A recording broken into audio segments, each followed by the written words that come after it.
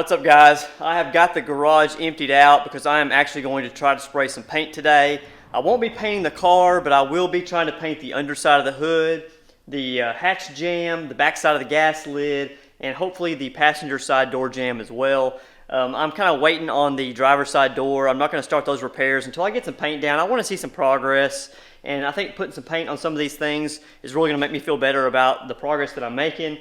And it's kind of something I want to get out of the way and let it set up and cure and get it ready for flipping it over and painting the other side. So that's just another step in the process. So we're going to go ahead and try to knock that out in today's video. But the first thing that I have to do before I start that process is to clean the garage floor. All this sanding dust is down here and there's a lot of dirt and grime on the floor. I don't want that stuff coming back up onto the paint. Even though I'm just doing the jams, it's not going to be a critical situation. I still don't want any trash in the paint if I can avoid it. So I'm going to bust out the pressure washer here and try to wash all this dust and grime out of here as best I can.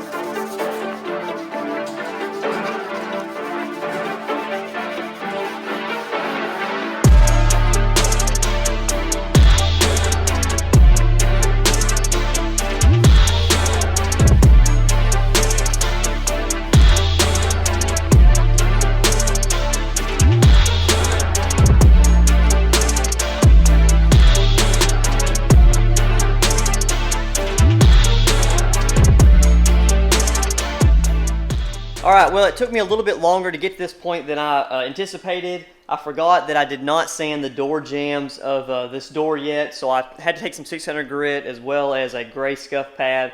Got all that sanded down. I smoothed out that primer. I did create a little bit of dust in the floor, so I had to use the vacuum cleaner, vacuum it up, make sure I didn't create too much in the air. Kind of letting things settle down. I've got the heat turned on because it's cooling down outside. I'm going to make sure it's nice and warm in here, and these panels are warm and not cold. I've got it set to 78, so it's getting pretty warm in here, which is a good thing because I'm going to have to open up the door, turn these fans on, and get some air flowing through here, and it's going to cool things down pretty quickly once I start painting. Now, speaking of the fans, these are just some cheap Walmart box fans. They really don't pull a whole lot of air, but it's better than nothing. So that's what I'll be using. It's not super important today because these are kind of hidden areas. You're not really going to see them very easily. And if there's much overspray or trash in them, you're not going to know, and it's not going to be a big deal. So the next step here is to just mix up the paint and get this thing sprayed in. I'm going to wet the floor down, make sure that dust is settled like I was talking about, and we should be good to go. Now I did use some Sprayway glass cleaner on all the surfaces to get all the contaminants off. That's just a tip that I've learned from Paint Society. Go check his YouTube channel out. He gives a lot of awesome tips. So let's go ahead and get into this and get this paint mixed up, see if we can get this stuff sprayed in.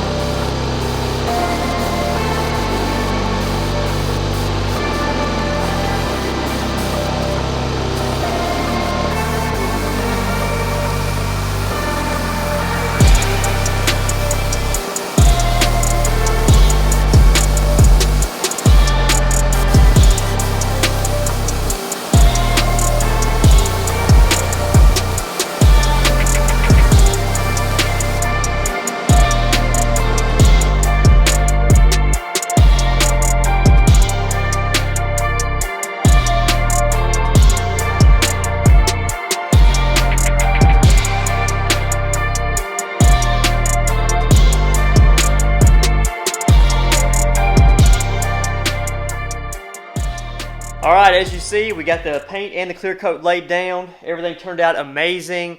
It's not perfect. I don't ever expect it to be perfect, but considering this stuff is going to be underneath the hood and in the jams and everything, I'm going to be happy with it.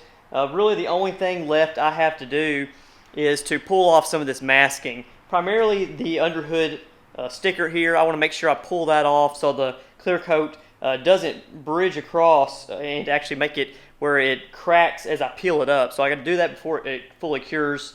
It's only been about 30 minutes since I've sprayed this, so it has cleared out in here. Box fans did an okay job. It did get pretty cloudy. I don't know if you could see it in the video, but it's pretty cloudy in here. It still smells pretty strong, so I don't want to stay in here too long. This stuff is bad to breathe. Here's the hatch, and I got the back side of the gas cap as well. I did go ahead and try to spray underneath. Actually, it was on top of the hatch here. That's going to be all covered up with a spoiler anyway. There's holes drilled in it, so I really didn't focus a lot of attention on that. I did spray it, and it's got clear coat and paint on it, so that's going to be good enough there because that spoiler is going to stay on there. So that's going to be it for right now, and let's go ahead and pull this masking off, and then we'll wrap it up.